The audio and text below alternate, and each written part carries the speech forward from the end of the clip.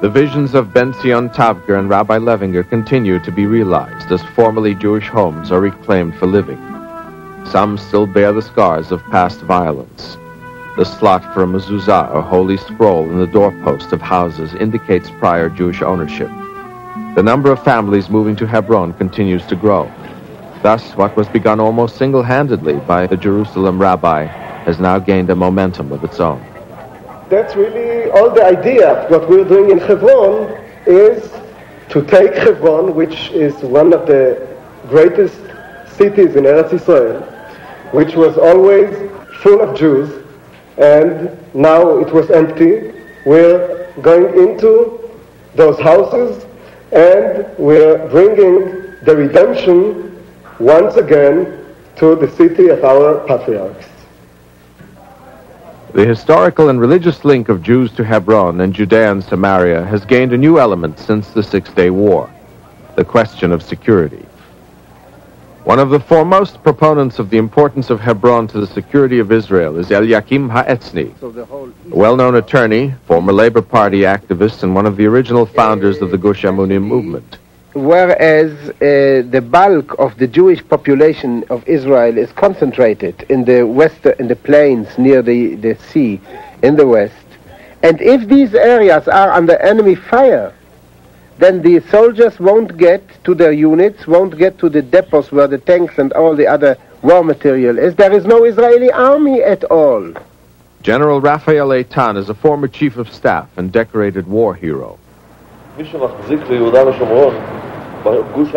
in the Six-Day War, and it was he who, during the early days of the Yom Kippur War, commanded the brigade that stopped the Syrian onslaught on the Golan Heights. In 1982, General Eitan was chief of staff during the Lebanon War, now heads the Tomet party in Parliament.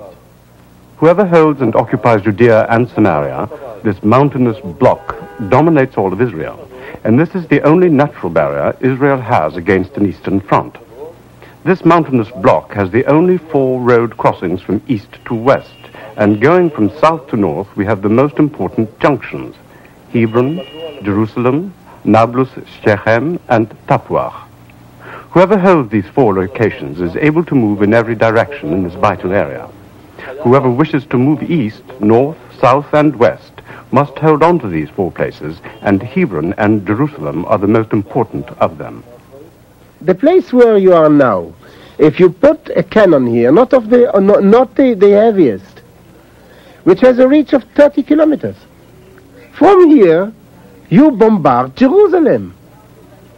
These are the dimensions of this country. American public doesn't understand this.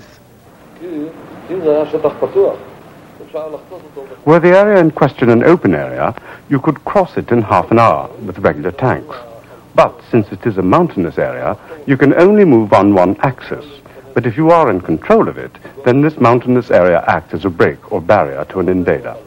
The main invading route of Jerusalem in history, during the war of the Maccabees, Lysias, from here. In 48, the Egyptian army reached Jerusalem, almost captured Ramat Rachel. Where did the Egyptian army came from? They came from here. The Egyptian army came through Hebron, invaded Jerusalem. This is what happens to us once the central ridge, the Via Appia of the Jewish people, because the Via Appia of the Jewish people is where Abraham came from Shechem, Nablus, through Beit El, past Jerusalem, lived in Hebron, and with his flock of sheep between Hebron, commuted, and Beersheba. Shechem, Beersheba is our Via Appia. Historically, it is our lifeline strategically. If the mountain ridge, the center of the Judea mountain ridge being Hebron, is in enemy hands, for example, if they can lob Katyusha fire into the vulnerable areas, there is no Israeli army, there is no Israeli state, there is no Israeli people, finished. Then we have peace. This is the peace the Arabs are really meaning.